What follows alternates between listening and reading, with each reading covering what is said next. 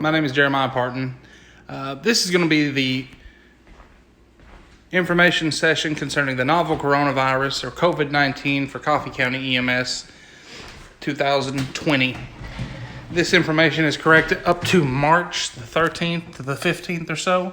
And of course, this virus is very, very likely to change in the very near future. So keep in mind that this information is subject to being different currently, and it very likely is. So moving on. This is going to be concerning our response and preparedness when it comes to dealing with patients and prevention of obtaining the novel coronavirus. So just to start off here, bacteria and viruses. A lot of people, I know that this is more for laymen than people that are trained in medicine, but the difference between a bacteria and a virus is pretty significant. Bacteria are larger, whereas the virus is very small. Bacteria cause a localized infection. That's why whenever you see somebody with a wound, that bacteria is what becomes infected, whereas a virus affects the whole body of the host. There's not a host needed for bacteria to survive, but a virus does need a host to survive, though it can survive outside of a host for a certain period of time.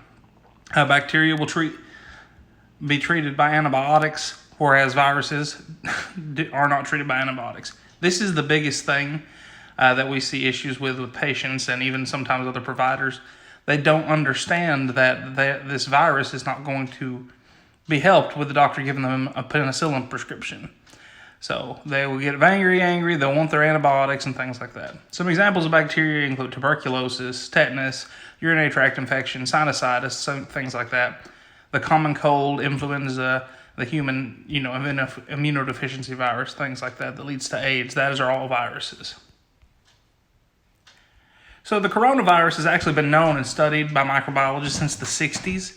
If you were to look on the back of a Lysol container or in the Lysol wipes anything, even from years ago, if you look at what it includes and the things that it will kill, you can see that Lysol will kill the coronavirus, and it's been able to do that forever. So the coronaviruses in general are named for this crown-like arrangement of the glycoproteins that surround the capsid, and it's a very common disease in birds and mammals, particularly diverse in bats. This newest strain is actually thought to have originated in bats in the Wuhan area. I don't know the particulars of this. Some studies say that they have a lot of food sources that are infected by bats, and of course, in some cultures, different animals are used as food. Different possibilities. We don't know the specifics on that, but that is the current thought process. Multiple strains of this can infect the human hosts, 2 alpha, and several of the beta species of the virus. Of course, that's the classification alpha and beta. So the beta species of the coronavirus that we are very familiar with, we have SARS, or severe acute respiratory syndrome. This was very, very prevalent in Asia in July 2003. There were 8,400 infected and 813 deaths, 10% mortality rate. So that was a very, very serious issue. I've read a lot of things with physicians and people that have people that have worked overseas with Doctors Without Borders and things during the SARS epidemic, and they said that was one of the most terrifying epidemics that they've ever had to deal with in all their time. So it's definitely something to be taken seriously. And then this one's a little less common, but I do vaguely remember when it was going around because I was actually working at the time. Of course, I was working in the U.S., not in Saudi Arabia, but the Middle East respiratory syndrome was in Saudi Arabia in 2012, and this one was very, very deadly, 35% mortality rate. And these two have been reported in more than 27 countries as of this year. This, of course, is not counting for the new COVID-19 coronavirus. The first presentation of the novel coronavirus, the one we're going to be discussing today, was noted in Wuhan, China in December 2019. Now, a lot of studies have wanted to point out that doesn't mean specifically that's where and when it began, but that is the first notable case of it. The first clinically diagnosed case and specified significant outbreak of this was in December of 2019 in Wuhan. And we do know it did definitely start around that area. That's where the massive influx of human hosts came. The mortality rate is variable and undefined currently and is very subject to change. And this is likely not accurate currently.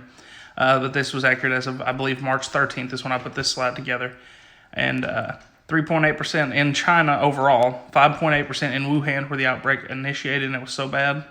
And outside of China, we've had a 0.7% mortality rate. Now, this has gone up a bit. I think the overarching average currently is around 2 to 3%.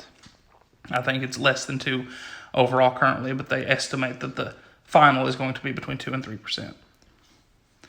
Currently, and this is as of the 15th, I updated this, the coronavirus cases worldwide are 169,605.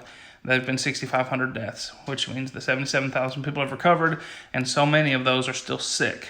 So we're hoping for more recoveries than deaths. They do have some treatments and things underway that they're working on, but we'll see how all that goes. Here's what I'd like to take a look at for a second. If you look at our most affected demographics, of course, in EMS we deal very, very much with the elderly population, the geriatric. And as you can see through this, pediatric patients 0 to 9 years old have no recorded fatalities. And I've kept up with this pretty good. And to my knowledge, unless things have changed since the recording of this, there are currently no fatalities in the 0 to 9 year old range. And the 10 to 19 year olds all the way up to 40 remain at 0.2%. And a lot of these that I've looked at, the demographic that are actually having fatal cases, are due to secondary conditions, immunocompromised patients and things like that. Same thing all the way up to the 50-year-old range. And at this point, it's still immunocompromisation that's going to be causing the most issue. People over 50 years old tend to be the age range that starts to develop things like diabetes and hypertension. They've got, COPD and CHF. They've been a smoker or they've worked in a coal mine for 37 years. Things like that are going to make their mortality highly increase. And as you can see, the older you get and the weaker that respiratory system gets, the more fatal the cases get. And there's a little delineation up here between confirmed cases and all cases. And that's because in the 80 plus range, on the confirmed cases, they are looking at trying to overall see who all they can say probably have this virus versus the ones that were confirmed. So the confirmed cases that we know for a fact it was the COVID-19 coronavirus has 21% death rate. Overall, they're assuming it was the coronavirus. That does bring it down considerably because they weren't testing for it beforehand. Initially designated the 2019 novel coronavirus due to being a novel variant originating in Wuhan, China. Also, I'd like to point out that novel, if you're not familiar with the term, means unfamiliar. Have you ever heard the term? The novelty has worn off of this. Same basic meaning in this. It's been redesignated since it's no longer technically novel since it's been introduced to the common population. Currently designated the SARS-CoV-2 due to the genetic similarities and clinical similarities to the SARS virus. The most common designation is simply the coronavirus, or how we're going to refer to it as COVID-19, because while it is not novel specifically anymore by definition because it's been introduced to the population, anyone who catches it is going to have this as a novel virus since we don't have any immunity to it that we're aware of. So viral DNA is isolated from the respiratory secretions of asymptomatic individuals and has shown that not all infected will exhibit symptoms. Studies of the Wuhan outbreak show that approximately 81% will exhibit mild symptoms, and only a minority, around 14%, develop pneumonia with respiratory failure, shock, or multi-organ disease, which of course we know with any respiratory virus is the actual danger, is the fact that they could develop pneumonia and multi-organ disease, failure, shock, these things that actually end up being more deadly than the virus themselves. So between COVID-19 and the flu, there are a lot of similarities, and people, especially if you get on Facebook or any type of social media, you'll see that they compare it a lot to the flu. I do take a bit of issue with this. It's not exactly accurate. Of course, there are similarities. Some of those include that they're both a respiratory illness. Both are fever, cough, body aches, fatigue. They can be mild or severe, but rarely fatal. Flu is fatal to the same immunocompromised population group every year. It can be a very fatal disease. It can lead to pneumonia, and they both spread through droplets person to person. So there are definitely some similarities, but if you want to look at the specifics, the COVID-19 is a single virus where influenza has multiple. That's why they change up the different vaccinations every single year. COVID-19 is rapidly changing. Now, while influenza does change, and every year we have different strains of it and things like that, it's very predictable in comparison, because this, as I'm sure you all have noticed, COVID-19 has been an absolute beast when it comes to just ripping through our attempts to contain it. It has been just going nonstop. We've had, so many attempts by so many different countries to prevent the spread of this illness, and it's just not even slowed it down. It's going all the way across the sea, and it's spreading like wildfire. And I'm sure by the time this class starts versus when it ends, there will be cases popping up even in even more remote areas. So it does change rapidly, and we don't know all the information on it. It is currently under investigation. While influenza is something that we understood relatively well for a while now, we don't understand it completely, of course, but it's something that we have a handle on, whereas this is something that's completely new to us, and we're kind of struggling to catch up. There's a small number of patients comparably with COVID-19 compared to the flu, although the flu has a huge number of patients every year. We do have that developed immunity and familiarity with the illness, whereas COVID-19 we do not, so it can be a much more serious situation. And so when it says no current vaccine on COVID-19, I think there actually are running tests currently, as of the recording of this video, that they're trying to get a vaccine up and running, but I don't believe there's one that is currently marketing right now. Whereas influenza, we of course see the flu vaccines every year.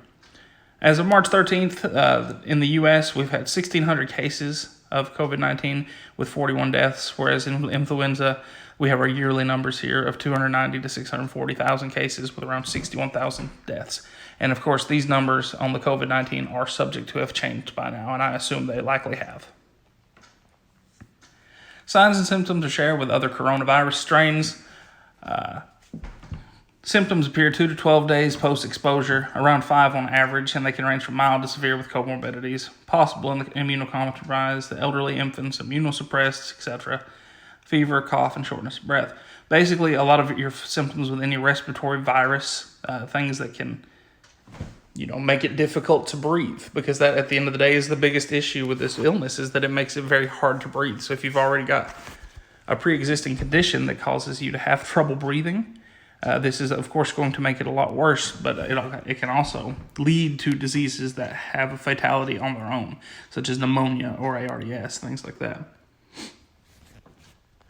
When you're speaking to a patient suspected of having a respiratory virus, of course, we're going to err on the side of caution, and we're always going to interview our patients. We want to be able to isolate these people that might have this infection, and you can ask certain questions that can lead to helpful identification of the possible COVID-19.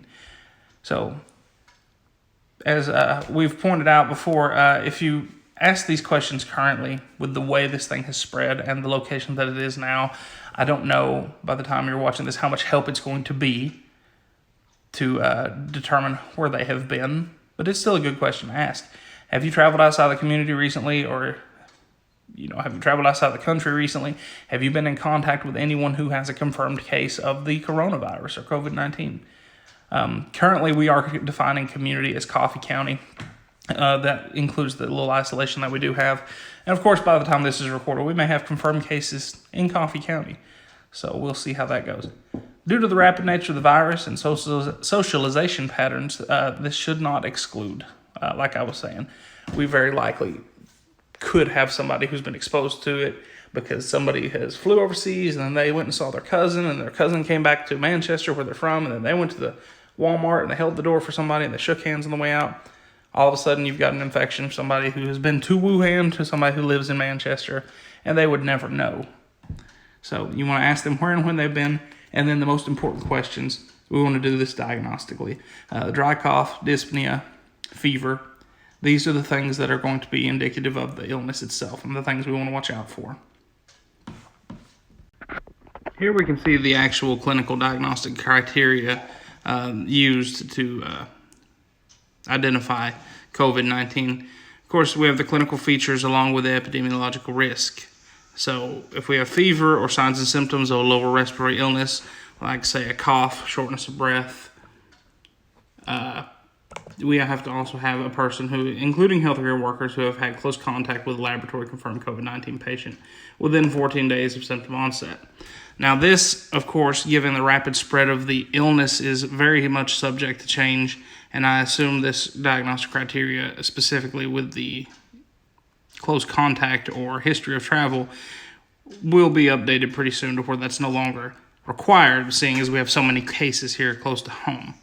So if we have fever and some symptoms of lower respiratory illness, cough, short breath, requiring hospitalization, and a history of travel from an affected geographic area within 14 days, and the most specific one, if we have fever with severe acute lower respiratory illness, requiring hospitalization and without an alternative explanatory diagnosis, say the influenza, that comes back negative, we are going to go ahead and use this diagnostic criteria to be sure to let them know that this is a very highly suspect case of the COVID-19. If a patient is suspected of being infected by COVID-19, the CDC recommends that we're going to follow all standard precautions. The receiving facility needs to be made aware of the situation prior to rolling into the ER. And we do need to inform the local public health authority. The best way to do this is to contact your supervisor on duty and let them know so that we can handle all of these things through the chain of command in a professional manner. Following this, all environmental precautions should be taken, and you need to follow up for further instruction with your supervisor, and they'll follow up with the public health authorities, Office of EMA and all of those. One thing you definitely don't want to do is to roll into the ER, give your report, take your gloves off, and then all of a sudden say, oh yeah, by the way, this patient fits all of the criteria for COVID-19. Because at that point, the nurses weren't wearing masks. We weren't, hopefully we were wearing the correct PPE, but if we don't warn them ahead of time and they're not, you've infected the patients, and we have to worry about quarantine. And one of the biggest issues in this, of course, is quarantine of medical personnel. If that becomes too extreme to the point where all of our medical personnel are quarantined, it's going to make this situation that much worse. So that's one thing we want to avoid. We want to warn the people ahead of time that are going to have to be dealing with these individuals that are suspected of having COVID-19, and we want to make sure everybody's got the appropriate PPE and the appropriate precautions are being taken. CDC recommends that dispatch centers screen patients for the possibility of the potential symptomatic individuals and alert the responding crews. This can be made difficult by lack of info given to dispatch centers, and for various other reasons, misdiagnostic notions from the dispatchers themselves could become an issue if they don't put together the clues or the patient doesn't convey correctly the symptoms that they're having. It is very likely to get overlooked by someone dispatching. So you need to be aware that you can walk into a patient with an entirely different complaint, and it could potentially be a COVID-19 case. I wouldn't rule out anything. Now, don't get me wrong, full Tyvek suits, non-rebreathers, and on all the patients and everything probably aren't going to be necessary on every low-speed MVA that we work. We do want to take this, with some critical thinking as well. But if you have a suspicion or your patient has the symptoms, you want to be sure to maintain that situational awareness. Know when it's appropriate to don the correct PPE. Know when you're supposed to give the patients a mask to wear and things like that. So currently, there are vaccination trials underway, with the exception of SARS and MERS, that no great emphasis has ever been placed on developing a vaccine for the coronavirus. Most coronaviruses, they're mild and self-limiting, and they're difficult to replicate in the tissue cultures, and they display some antigenic variation, which means their surface protein changed and they can't be targeted since they have that differentiation of the proteins on the surface of the actual virus itself. That's how we normally break things up with antivirals. And if we don't have that capability, if the virus is changing its outside protein structure all the time. And also I'd like to note that on one of the previous animal trials conducted, and this is a European study, I've got it sourced in the back of the slideshow, on contact with the virus, the vaccine actually caused further complications and led to further respiratory distress. So they are currently updating this, and I think from what I've heard, there have been some pretty big leaps and bounds in terms of battling this virus. And I don't know currently as you're watching this whether they have officially come out and said there is a vaccine, but I know that there are a lot of things in the works concerning this. So when it comes to transmission of COVID-19, it spreads similar to other respiratory viruses. Of course, as you can tell, I'm sure, being a novel virus, it's very, very quickly spreading. It's something that we don't have any immunity to. No one's ever had it before in the human population, so it's just kind of spreading like wildfire. It's, close personal contact with infected individuals can cause it. Respiratory droplets, of course, is the main carrier of infection, and non-symptomatic carriers can spread the virus as well, and the infected can spread it prior to their symptom onset. So people that don't end up with symptoms at all can spread it, and people that eventually will get it will carry it around for 2 to 14 days and are able to spread it before they even show symptoms of having it themselves. So keep that in mind. If somebody's like, yeah, my aunt has, she's been down with that coronavirus, I've been to see her every single day, and you're going to see him for ankle pain, doesn't mean that you shouldn't be suspect, due to his proximity of somebody with the illness, that he might be a carrier himself, whether he's symptomatic or not. So keep that in mind as you're trying to decide whether or not to wear the appropriate PPE and put masks on patients and things concerning stuff like that. One thing that they noted early on in the study was that transmission is thought to be common from healthcare provider to patient. So, taking into account that the most detrimental effects of this virus fall directly in line with our highest demographic, we have to take extra care to avoid contamination of ourselves, uniforms, ambulances, and equipment. The demographic most affected by this is, of course, the elderly and the immunocompromised, people that use ambulances quite often. Now, as we've looked at a little bit, this disease has a huge leap in effectiveness when it comes to the elderly and the immunocompromised. The geriatric patient population is specifically very, very vulnerable to this illness. And that is just a group of people that we see very, very often. So we have to make sure that even if we're going to see them over chest pain, low fall, laceration, skin tears, anything at all that has nothing to do with the coronavirus and it doesn't have anything to do with the call, we don't want to inject it into their system.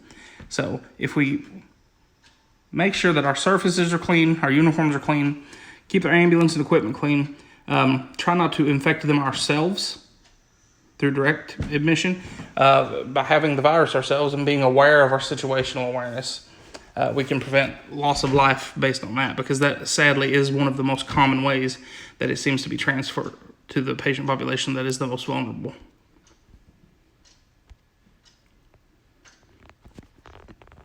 While many respiratory viruses have been effectively treated with antiviral medications, there isn't any current clinical study on the efficacy of these treatments with COVID-19. Now, there are some underway right now, and as of reviewing this, there very likely have been some improvements and some treatments that have found to be effective. There's a lot of rumors going around. I couldn't find anything sourced or peer-reviewed that was able to show me any specific antiviral treatment that was particularly effective against COVID-19, but there are, of course, stories going around saying that several different medications have a huge effectiveness. And this very likely could be true. I just couldn't find anything, so I didn't want to cite anything directly. Most of the treatments, and especially the treatments when it comes from us and from the EMS standpoint, are currently symptomatic relief and the maintenance of homeostasis. If your patient's having trouble breathing and they've got low SpO2, you're going to want to give them oxygen. If your patient's blood pressure is tanking, it's 80/45, you want to give them fluids. But you do want to, of course, listen to lung sounds and anyone with respiratory distress and make sure you're not causing any kind of fluid overload or anything like that. Practice you normally would under our protocols and just use critical thinking. Be aware that we can't do anything about the virus itself in EMS. We have to address our patients on an individual basis. So treat the symptoms, inform the hospital, keep the patient safe, keep the patient informed, and that's the best way we can help them. So I know you guys are going to be excited about this. I apologize. It's the EMS instructor in me, but every time I see it, I kind of hold my hands up and do the whole BSI Scene Safe thing. We've all said it 150,000 times throughout our training, throughout our college and our careers. So it's something that's very, very relevant now, even more than it normally is. So according to the CDC and the World Health Organization, recommended personal protective equipment for the COVID-19 is going to maintain. It's going to consist of a lot of things we normally use and some things that we have but we rarely use. So EMS clinicians who will directly care for a patient with suspected COVID-19 infection or who will be in the compartment with the patient should follow the standard contact and airborne precautions, including the use of eye protection. Recommended PPE includes a single pair of disposable patient exam gloves like we wear on every single patient. You want to change gloves if they become torn or if they're heavily contaminated. You don't work on a patient with bloody gloves. You want to use a disposable isolation gown in patients that are suspected of having COVID-19 and use respiratory protection, of course, and then eye protection as well. When it comes to gloves, you always wear gloves. Always, always, always. You want to change when you leave the patient compartment. Don't wear the gloves to the front of the ambulance because at the point that you do, you're infecting the doorknob on the outside. You're affecting the side of the door. You're infecting the door handle, the steering wheel, everything that you touch, the radio. So just whenever you get out of the patient compartment, take your gloves off, fold them out like we know how to do, and leave them back there to be disposed of properly at the end of the call. Don't wear your gloves outside the patient's room. The ER also, this is a standard in all hospitals that we are supposed to, but it's rarely enforced upon us since we don't work there or for them. But when you leave a patient's room in the ER, you're supposed to take your gloves off prior to exiting.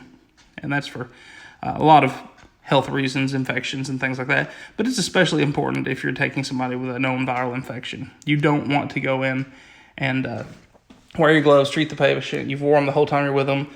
You've got contaminations all over them. And then you walk out. You take your computer up to the desk, sit on the desk. Then you go up front, you get your paperwork, and you've contaminated everything you've touched between here and there. Take your gloves off prior to leaving the room. You won't have to worry about it. So after you take your gloves off, you want to wash your hands and use alcohol sanitizer if that's not available. Say you get out in the field and you've taken off your gloves, it's time to use some hand sanitizer. Gloves are for our safety and the patient's. So not only are you protecting yourself by wearing these, but you're also protecting the patients and preventing spread of this infection to other surfaces that it could easily live on for hours at a time and possibly days from some of the studies they've shown. And washing hands, of course, is very important anyways, but especially after wearing gloves, because while they do protect us and they are waterproof and things like that, it doesn't protect our wrists very well if it's not touching, and it's easy to get a contaminant down into a glove. So surface cleaning, something that we should do very, very often, but when it comes to something like this, definitely needs to be a focus. All surfaces should be cleaned with alcohol, bleach, or other medical grade cleaning products after every patient interaction. This is including the ones that aren't COVID-19, but very, very specifically the ones that are suspected of a respiratory illness as well. As airborne as this virus is, droplet-borne as this virus is, we want to be sure to clean every single surface that we can with something that will kill the virus. You get the shelves of the ambulance, you want to do the straps on the stretcher, the mattress on the stretcher, make sure you get in the crevices where it folds in the middle, the pillows, of course, change pillow sheets or pillowcases, change your sheet every single time, of course. And another thing that we very often miss that lays right across the patient and they cough all over them and they sneeze all over them is the monitor cables. The backs and the side and the length of the cable, the blood pressure cuff, all of these things definitely need to be cleaned. And one other thing that is very easy to miss that we place right on the patient's finger where they've just got through wiping their nose is the pulse ox. The patient has, no telling how many contaminants all over their finger. We take that finger away from them, stick a pulse ox in there, and then leave it for the next patient to stick their finger in. So be sure to take the appropriate medical wipes or medical grade cleaning wipes of any kind. Clean those pulse oxes out, clean the monitor cables, clean the surfaces, anywhere the patient might rest his arms on the wings of the stretchers, things like that, surfaces they've touched, and then also surfaces that you don't normally clean because, this, like I said, droplets can spread this virus very quickly and very easily, and it's so easy to get those in places that we never remember to clean. So isolation suits aren't currently considered extremely beneficial in a lot of situations concerning EMS use. Specifically the coronavirus, they definitely do have their use. But COVID-19 specifically, But the goal of PPE in a lot of situations is to prevent infection to us and our patients who could potentially become or be immunocompromised. So whenever it comes to wearing a full Tyvek suit and getting everything together, to do that, it takes a lot of time, it takes a lot of effort. There's not many available. They do have their place, however. If you have a patient who, say, has been in contact with a family member who has a confirmed case of COVID-19, and they have got respiratory symptoms, they've got a dry cough, they've got all of the symptoms of the COVID-19, they're in a very serious condition, they're coughing, they're sneezing, and you have the capability of getting an isolation suit on, it's definitely not a bad idea, and it's a precaution you have a right to take if they have them available. Of course, with this current shortage of PPE, they might not always be the case, but it's certainly something to consider. So use sound clinical judgment to determine best uses, and keep them in at least the back of your mind. Gowns can help minimize spread of infection. They can prevent you from getting the viral contaminants on your clothes and on a lot of these surfaces that aren't easy to wipe off. The clothing, of course, is one area, especially if you're wearing a jacket over your regular shirt. Our shirts tend to have more of a slick surface than a lot of the jackets that we wear. And the jackets can really hold on to viruses, bacteria, and things just because you cannot wipe them off and then let them dry. If you wet them with the wipe, they'll stay wet forever because they're cloth. So be aware that a gown, not only is it disposable and easier to take off, but you can actually wipe it down if there's a noticeable amount of body fluid that gets in contact with it. Wear it appropriately and when suspected cases are present to be sure. It helps minimize that long-term exposure. Face masks will not prevent contamination with the virus. This has been said since this virus came out. The WHO recommends healthy providers wear surgical masks to prevent possible spread of infection. Of course, surgical mask, as we've said before, is not going to prevent you from getting COVID-19, but it will prevent you from spreading droplets and getting other people sick. Coupling this with hand hygiene, cleaning surfaces, and other appropriate PPE is the most potent way that's been found to combat the spread of the virus. Face masks. If you're healthy, a surgical mask helps limit the spread of the infection, but will not prevent you catching it. You should wear a mask if you're coughing or sneezing, as well as placing a mask on the patient. They're effective only when used in combination with frequent hand cleaning, alcohol-based hand rub, or soap and water. When you wear a mask, use it and dispose of it properly.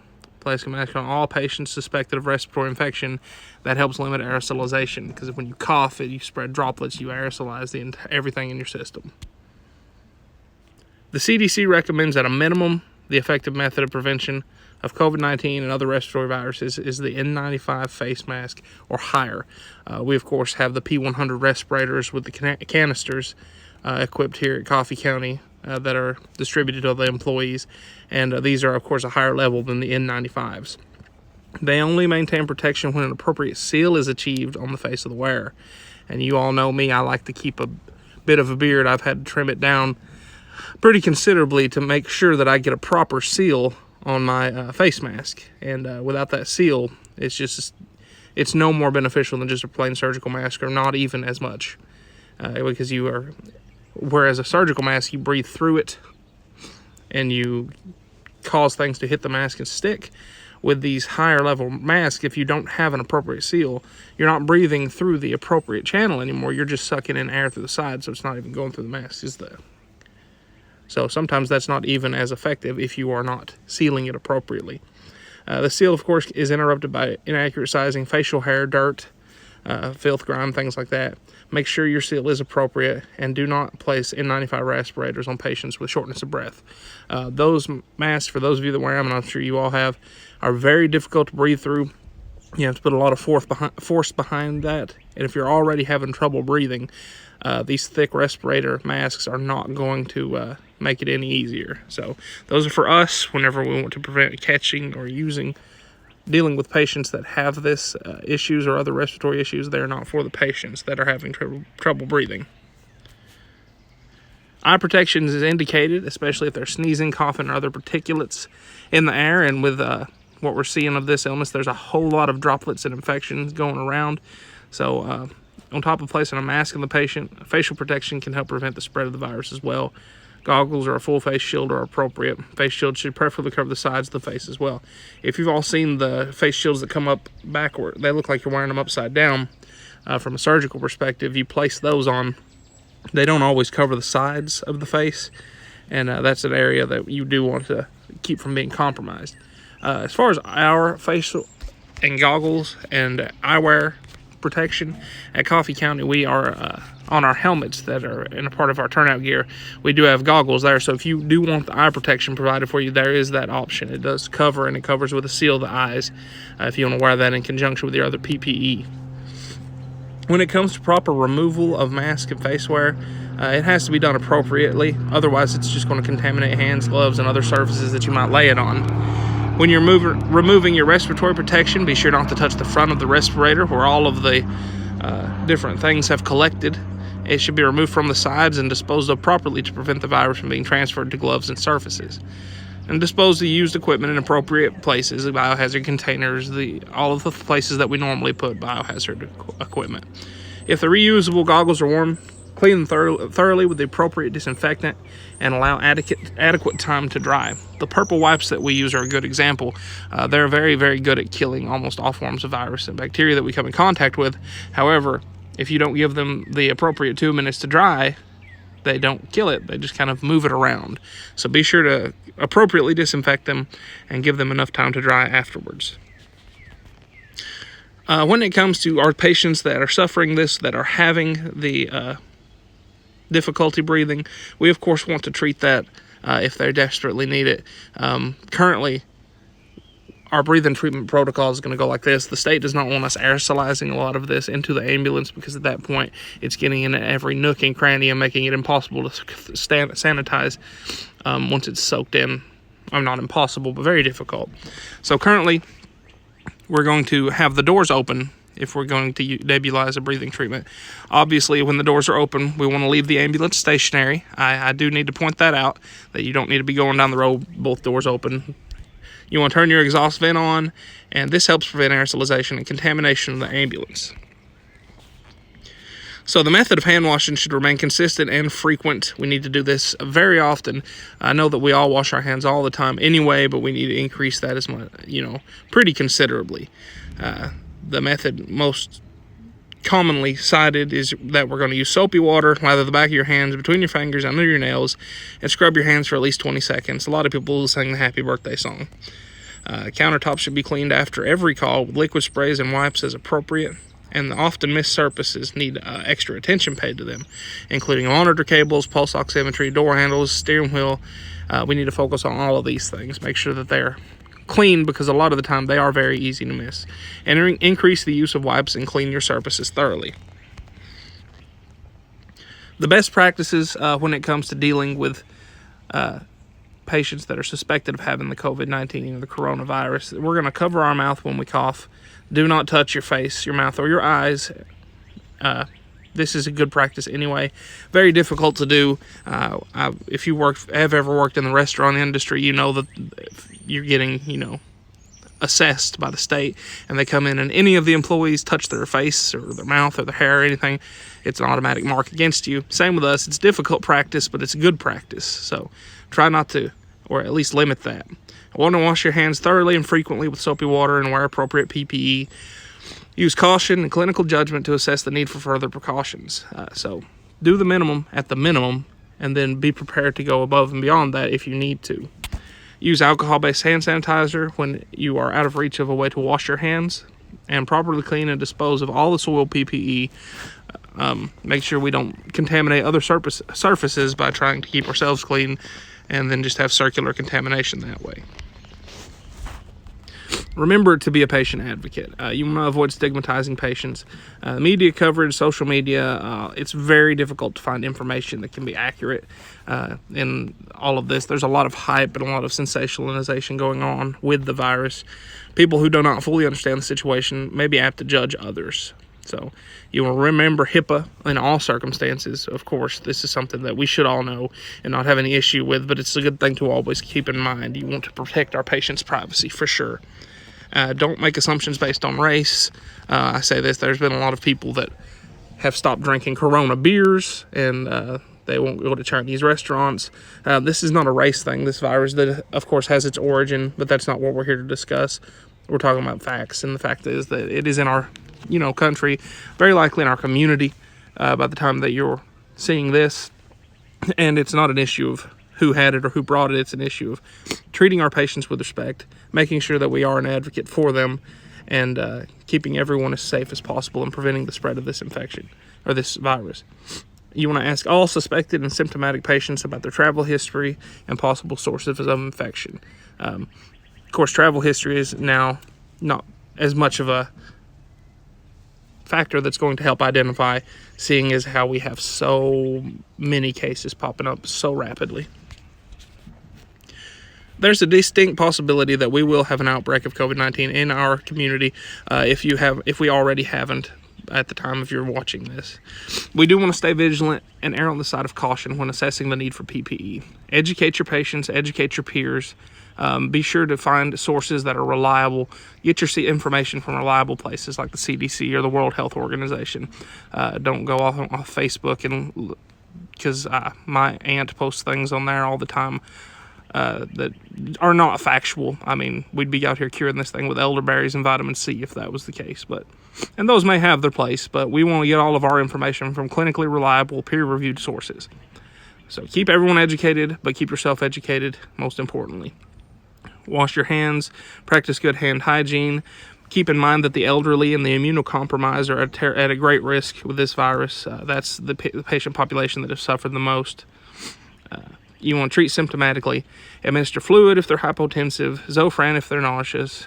We do want to, as of now, remember to follow our breathing treatment protocol with the ambulance stopped, doors open, exhaust fan on, masks on everyone except for the patient. Give that breathing treatment because we do want to alleviate the symptoms if we can, but we don't want to spread this out and make it worse for the next patient we pick up. Be aware of misinformation, but treat the virus with the weight it deserves. There's a lot of talk around about this just being the flu. Well, it has its similarities, sure, but the fact is that this virus being novel means that no one has any immunity to it. We're having to fight this thing for the very first time. We're having to watch it rip through the community as a brand new thing, so it definitely deserves to be taken seriously. It's not something that we need to just brush off as media hype. There are issues with it, but also be aware that there is misinformation out there. There is a fear factor. There is the public outcry. Get your information from reliable sources and base it on clinical medicine. Here we have the approved facial hair for the N95 respirator. This is a very important slide for all of you that have facial hair, that like beards. As you can see, anything that's going to cover the jaw area down to past the chin is going to be unavailable, and anything long is also going to be unavailable. You can see that the check marks are green. Those are approved, and then the X's are not approved, and then there are some in there you can see with special exceptions, and they all say that you have to be careful that the chin hair may easily cross the seal.